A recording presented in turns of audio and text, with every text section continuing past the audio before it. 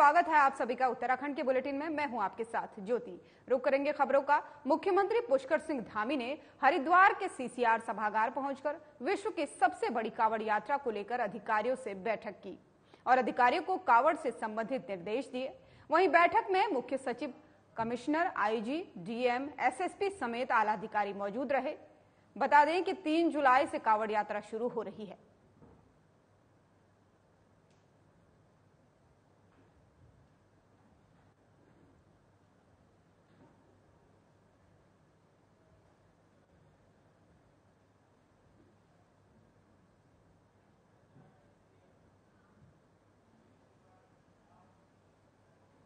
आगामी कांवड़ यात्रा में देश के कोने कोने से आने वाले करोड़ों कांवड़ियों की सुरक्षा और सुविधा के लिए शासन और प्रशासन तैयारियों में जुटा हुआ है। वहीं उत्तराखंड के मुख्यमंत्री पुष्कर सिंह धामी ने हरिद्वार सीसीआर सभागार पहुंचकर अधिकारियों के साथ समीक्षा बैठक कर निर्देश दिए। पुष्कर धामी ने कहा कि कांवड़ मेले में बजट की कमी नहीं होने दी जाएगी। साथ ही क्योंकि हमारी आस्था का मेला है, इस बार का कांवड़ मेला दिव्य और भव्य होगा।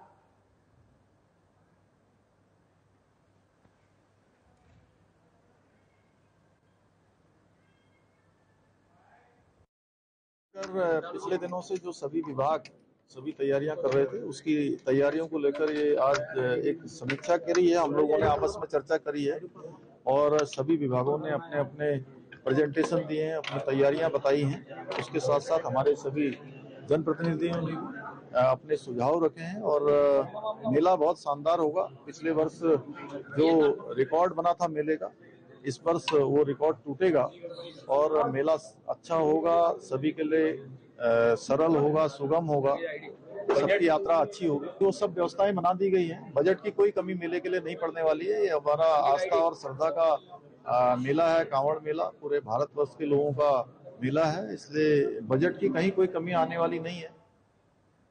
रुक करेंगे अगली खबर का। पूर्व मुख्यमंत्री हरीश रावत ने भी केदारनाथ के गर्भगृह में लगी प्लेटों के मुद्दे पर बीजेपी सरकार पर तंज कसा है। उनका कहना है कि केदारनाथ का मामला श्रद्धा से जुड़ा हुआ है, वहीं ये राज्य की प्रतिष्ठा का भी सवाल है। इस मामले पर सभी चीजों का स्पष्ट होना बेहद जरूरी है। साथ ही उन्होंने कहा कि आखिर मंदिर में कितना सोना लगा था और कितना लगाया गया है, ये भी स्पष्ट होना बेहद जरूरी है।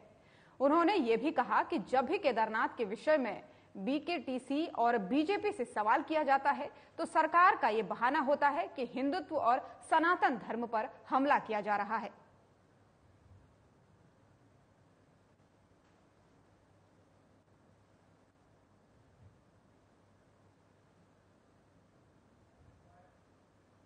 करोड़ लोगों की भावना से जुड़ा मामला है, हमारी श्रद्धा का मामला है और इसमें राज्य की प्रतिष्ठा का सवाल भी है। इसलिए चीजें स्पष्ट होनी बहुत आवश्यक है। जो सोना लगा है तो कितना लगा है,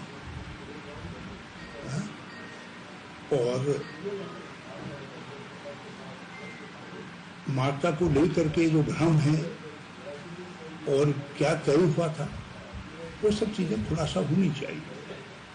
बहुत सारी चीजें ऐसी आ रही हैं जिसमें तीर्थ पुरोहितों से लेकर के सामान्य लोगों के सवाल उठ करके खड़े हुए हैं। तो ये श्रद्धा का मामला से जुड़ा हुआ मामला है। लेकिन मगर एक चीज जो मुझे बहुत तकलीफ पहुंचाती है कि भाजपा जो है अपने को ही सनातन धर्म मान लेते हैं, अपने आप को ही हिंदू धर्म मान लेते हैं, अपने आप को ही केदारनाथ जी मान लेते हैं और बीकेटीसी टेम्पल कमेटी में कोई बात कहो तो कहेंगे सनातन धर्म हमला कर दिया। यदि भाजपा की सरकार को कुछ कहो तो कहेंगे हिंदू धर्म पर हमला कर दिया। तो भाई हमारे धर्म और हमारी आस्था को इतना कमजोर न बनाएगी वो भाजपा की पर्यायवादी। अगली खबर रामनगर से, जहां परिवहन डिपो में एक शव मिला है, जिसकी सूचना मौके पर मौजूद लोगों ने डायल 112 को दी। सूचना के आधार पर पुलिस ने मौके पर पहुंचकर शव को कब्जे में लिया और अस्पताल की मोर्चरी में रखवाया। इसकी सूचना जब परिवार को मिली तो परिजनों ने मोर्चरी में पहुंचकर शव की शिनाख्त की। मृतक के बेटे ने बताया कि उनके पिता 2 दिन पहले किसी काम से मुरादाबाद गए थे, लेकिन अब सूचना मिली है कि उनका शव मिला है। परिजनों ने यहां हत्या का अंदेशा भी जताया है।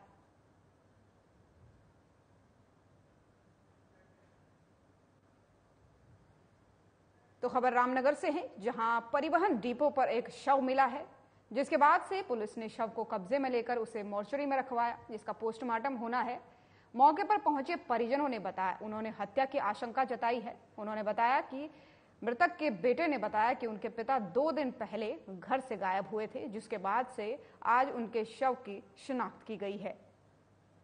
खबर रामनगर से है, जहां 2 दिन पहले गायब हुए एक व्यक्ति का शव जो है वो परिवहन डिपो के पास मिला है। मौके पर पहुंची पुलिस ने शव को पोस्टमार्टम के लिए मोर्चरी में रखवाया है।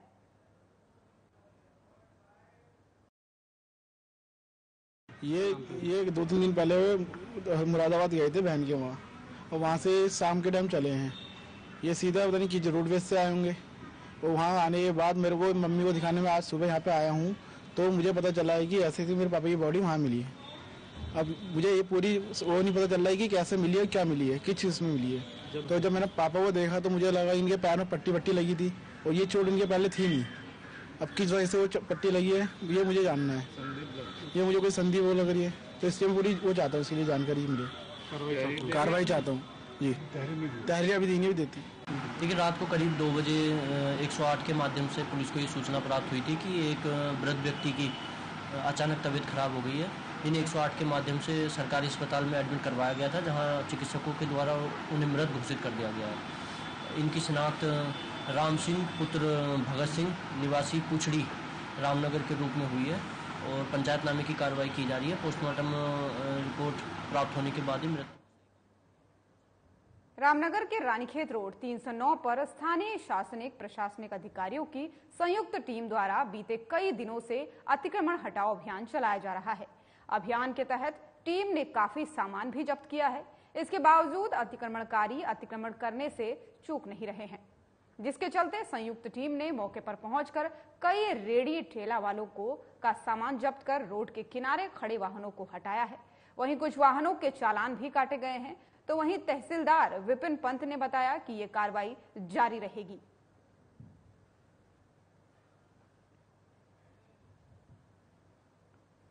खबर उत्तराखंड के रामनगर से, जहां अतिक्रमणकारियों पर लगातार कार्रवाई की जा रही है। इस बीच पुलिस वालों ने रोड पर लगी रेहड़ियों और पटरियों को भी हटाया। प्रशासन ने कई सामान भी इस मामले में जब्त किया है। आपको बता दें कि लगातार कुछ समय से उत्तराखंड में अतिक्रमण के खिलाफ अभियान चला है, जिसके तहत रामनगर में भी कई रोड के किनारे रेहड़ी पटले वाले और गाड़ियों को वहां से हटाया गया और कई सामान भी इस कार्रवाई के दौरान जब्त किया गया।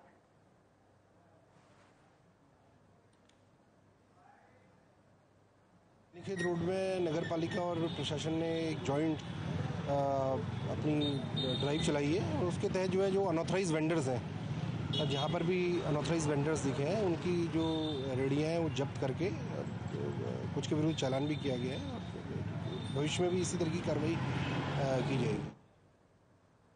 मानसून की शुरुआत के साथ ही प्रशासन भी सतर्क हो गया है। हर साल रामनगर विधानसभा क्षेत्र में उन इलाकों को खाली कराया जा रहा है जो कोसी किनारे बसे हुए हैं। लोगों को सुरक्षित स्थानों पर पहुंचाया जा रहा है। साथ ही उनके भरण पोषण के लिए 4 महीने का राशन उपलब्ध करा दिया गया है। जिलाधिकारी गौरव चटवाल ने जानकारी देते हुए बताया है कि रामनगर से पहाड़ को जाने वाले रास्ते पर जो धनगढ़ी नाला निर्माणाधीन है, उसका कार्य अभी पूरा नहीं हुआ है, जिसके चलते धनगढ़ी के बरसाती नाले में पानी का बहाव काफी तेज हो रहा है, जिसके इस नाले में कोई घटना होने की आशंका बताई जा रही है। वहीं पुलिस प्रशासन को भी आदेश जारी कर दिए गए हैं।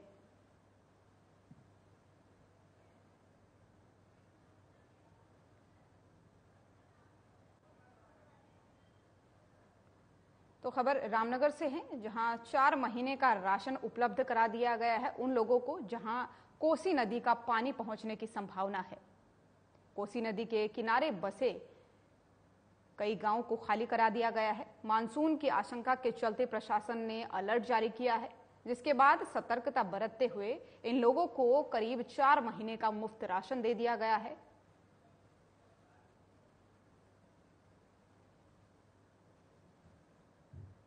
जो कोसी के किनारे बसे इलाके हैं, जो गांव हैं, उनको खाली कराया गया है ताकि मानसून में किसी तरीके का कोई अनहोनी ना हो। देखिए, हर प्रत्येक वर्ष की बात ही हम लोग सजग हैं और ये आप सब जानते हैं कि मानसून जब शुरू होता है तो रामनगर क्षेत्र की कुछ स्पेसिफिक समस्याएं हैं जिसके लिए हम तैयार रहते हैं, जिसमें एक सबसे प्रमुख जो धनगढ़ी नाला है उसके लिए हमने पुलिस को निर्देश दिए हैं कि जैसे ही वो नाला, क्योंकि अब इस पर पुल बना नहीं है तो उसका एक ही मात्र उपाय है कि जब वो पानी ज़्यादा आए तो दोनों तरफ का ट्रैफिक रोक के जब तक वो पानी उतर ना जाए तब तक के लिए ट्रैफिक को रोक के रखना है ताकि कोई अनावश्यक रूप से पानी में कोई वाहन ना चला जाए, क्योंकि पानी का फोर्स इतना ज़्यादा होता है कि कई बार वहाँ पे वाहन बहने की खबर आई है। तो उसके लिए हमने विशेष ध्यान रखा है। इसके अलावा जिला स्तर पे भी आपदा परिचालन केंद्र शुरू हो गया है और तहसील स्तर पे भी आपदा परिचालन केंद्र शुरू हो गया है। इसके अलावा जो हमारा चुकुम जो एक आपदा प्रभावित क्षेत्र रहता है, क्योंकि उसका आने जाने का रास्ता नदी से ही होके जाता है, तो वहाँ पे हमने 4 महीने का राशन पहले भिजवा दिया है। और भी जो ज़रूरत की आवश्यकता है वो हम वहाँ के लोगों से, वहाँ के जनप्रतिनिधियों से बात करके उन तक हमने पहुँचा दी है।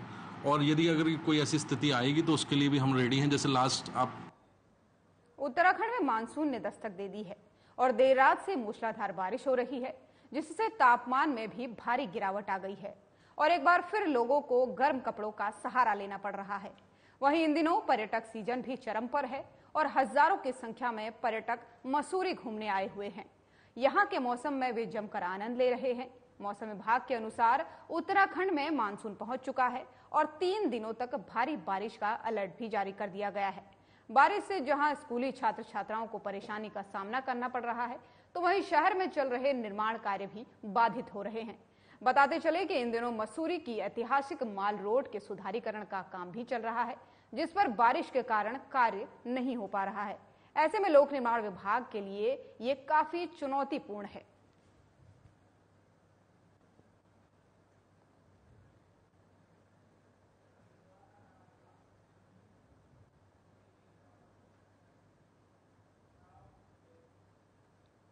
शक्ति साधना का सबसे महत्वपूर्ण पर्व नवरात्रि को सनातन परंपरा से सबसे महत्वपूर्ण पर्व माना गया है। हिंदू धर्म शास्त्रों में 4 नवरात्रि के बारे में बताया गया है। चैत्र और शारदीय नवरात्रि के अलावा 2 गुप्त नवरात्रि भी हैं, जो माघ और आषाढ़ महीने में मनाई जाती हैं। मान्यता है कि गुप्त नवरात्रि में मां के 9 रूपों की पूजा करने से सभी मनोकामनाएं पूरी होती हैं।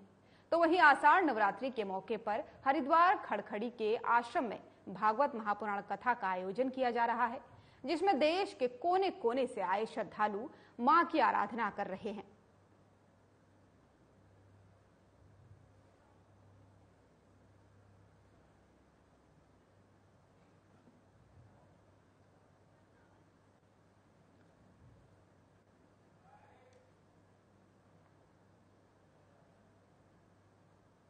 निर्धन निकेतन में इसमें श्रीमद् देवी भागवत महापुराण का भव्य और दिव्य आयोजन हो रहा है। निर्धन निकेतन साधना उपासना का एक शक्ति उपासना का केंद्र है। यहाँ के पूर्वाचार्यों ने यहाँ समय समय पर अनेक भगवती के अनुष्ठान किए हैं और श्री विद्या की उपासना भी इस संस्था में होती है। श्रीमद् देवी भागवत महापुराण में शक्ति की उपासना है और सारे विश्व को अगर कोई संचालित कर रही है तो माँ भगवती जगत जननी है। उसका एक नाम शक्ति भी है, एक नाम उसका दुर्गा भी है, अनेक नामों से वो जानी जाती है और कलयुग में उसकी उपासना का विशेष महत्व है। और गुप्त नवरात्र में यदि श्रीमद् देवी भागवत महापुराण की कथा को श्रवण किया जाए तो उससे हमको ऊर्जा मिलती है, उससे हमें शक्ति मिलती है। वही राष्ट्र ऊर्जावान बनता है, वही राष्ट्र शक्तिवान बनता है जिस राष्ट्र में शक्ति की उपासना। प्रदेश में मानसून ने पूरी तरह से दस्तक दे दी है, जिसको देखते हुए मुख्यमंत्री पुष्कर सिंह धामी ने सभी अधिकारियों को 24 घंटे अलर्ट मोड पर रहने के निर्देश दे दिए हैं। वहीं आपदा प्रबंधन विभाग ने भी कमर कस ली है और वहीं डीजीपी लॉ एंड ऑर्डर ने बताया कि एनडीआरएफ की 30 से ज्यादा टीमें अलग अलग स्थानों पर तैनात की गई हैं। साथ ही एनडीआरएफ की टीम भी काम कर रही है। वहीं स्थानीय पुलिस प्रशासन को भी 24 घंटे मुस्तैद रहने के निर्देश दे दिए गए हैं।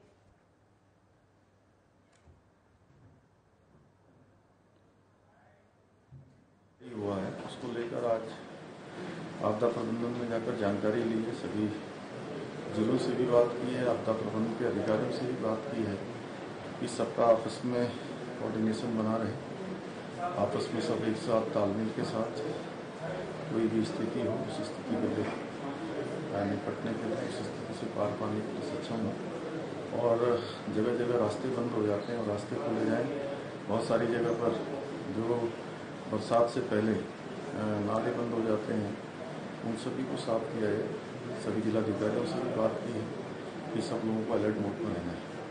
यात्रा चल रहा है और एसडीआरएफ को हमारे दोनों कुमाऊं गढ़वाल रीजन में अप्रोप्रिएट प्लेसेस में टीमें दी गई है। करीब 30+ सब टीमें लगा हुआ है और उनको ऑलरेडी इंस्ट्रक्शंस दी हुई है डिस्ट्रिक्ट एसपीज को और हमारे एसडीआरएफ के। और कुछ जगह पे हमारे एनडीआरएफ का टीम भी लगी हुई है, वो भी हमारा मदद करेगा। आज 3-4 पॉइंट्स पे हमारी विचार विमर्श हुई है। एक तो जितने डैम हमारे यहाँ डैम और बराजेस हैं वहाँ पे AWLR ऑटोमेटिक सेंसर लगने हैं और उनके डाउन स्ट्रीम में जो पॉपुलेशन है जिनको समस्या हो सकती है ज़्यादा पानी रिलीज होने से, वाटर लेवल बढ़ने से, वहाँ पर सायरन सिस्टम लगाने हैं, 360 डिग्री सायरन सिस्टम लगाने हैं। तो वहाँ पे बात हुई थी पिछले साल ही कि इसको तत्काल लगाएं। कुछ ने तो लगाया है तो कुछ लोगों ने अभी नहीं लगाया है। कुछ लोग टेंडर में है, ऑर्डर कर दिया है, तो उसको 15-20 दिन के अंदर लगा के फिर उसका सारा हमारा जो कंट्रोल रूम है वो जुड़ जाएगा उससे, ताकि उनका कंट्रोल हमारे यहाँ भी रहेगा। कहीं पर भी कुछ दिक्कत होती है यहाँ से भी सायरन हम उसको ब्लो कर सकते हैं। एक तो ये हुआ। दूसरा हमारा इरिगेशन डिपार्टमेंट और CWC जिनका कि फ्लड फोरकास्टिंग का मैंडेट है, समहाउ इनके 32 हैं सेंसर बेस्ड, जहाँ पर कि टेलीमेट्री से AWR यानी कि जो blood level water level check करते हैं सेंसर बेस्ड है। बाकी जगह मैनुअल है। इसको पूरा हमने कहा कि इसको सेंसर बेस्ड करना चाहिए। सीएम पुष्कर सिंह धामी हरिद्वार दौरे पर रहे। इस दौरान सीएम कांवड़ मेले को लेकर अधिकारियों के साथ उन्होंने समीक्षा बैठक की। बता दें कि CCR में ये समीक्षा बैठक हुई। बैठक में सीएम ने कांवड़ मेले से संबंधित अधिकारियों से जानकारी ली और व्यवस्था को दुरुस्त रखने के आदेश दिए।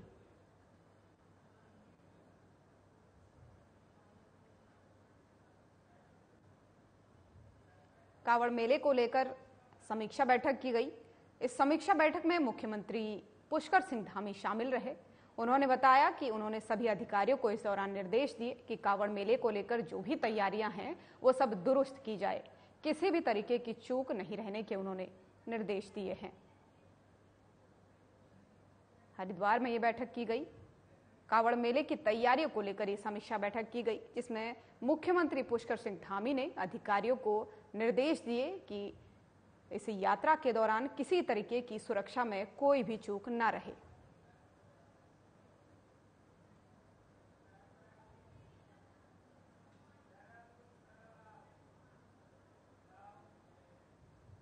उत्तराखंड समेत देश के सभी राज्यों में बीजेपी का इन दिनों यहां महाजनसंपर्क अभियान चलाया जा रहा है। इसी के तहत पीएम मोदी मंगलवार को पार्टी के कार्यकर्ताओं के साथ सीधा संवाद करेंगे। तो वहीं बीजेपी प्रदेश अध्यक्ष महेंद्र भट्ट ने कहा कि पार्टी के सरल ऐप में उत्तराखंड राज्य को तीसरा स्थान मिला है, जिसमें नगर पालिका के अध्यक्ष हिमानी वैष्णव ने सबसे ज्यादा सरल ऐप में घर घर अभियान की पोस्ट साझा की है।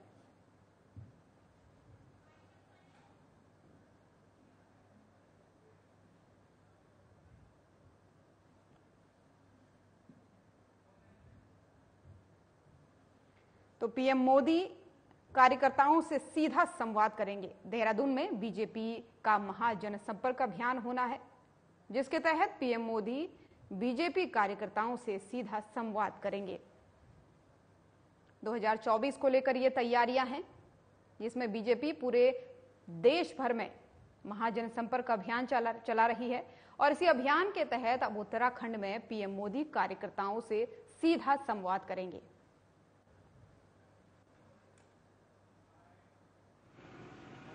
हमने कार्यकर्ताओं के कार्यक्रम है, कार्यक्रम कार्यकर्ताओं को देते। एक विषय में और आपको बता दूं कि अभी हमारी उत्तराखंड की महिला मोर्चे की चमोली जिले की अध्यक्ष हिमानी वैष्णव उस सरल ऐप में सर्वाधिक पोस्ट डाउनलोड करने वाली घर घर संपर्क की कार्यकर्ता बनी है और प्रधानमंत्री जी से कल वो प्रश्न करेंगे। वो कार्यक्रम कल देहरादून के अंदर होगा।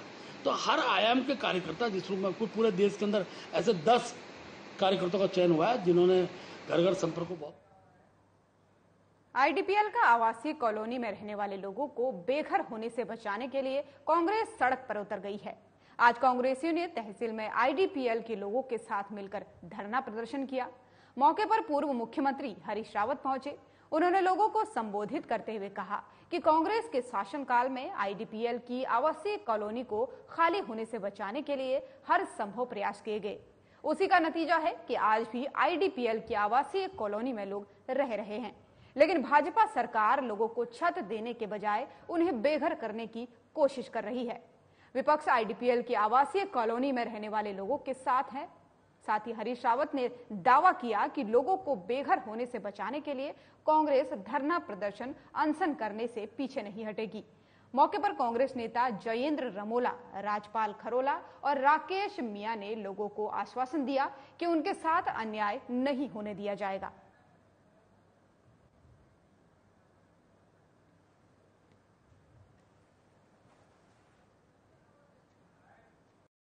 क्या लगता है कि हम आईडीपीएल की जो संघर्ष समिति है उसके साथ हैं।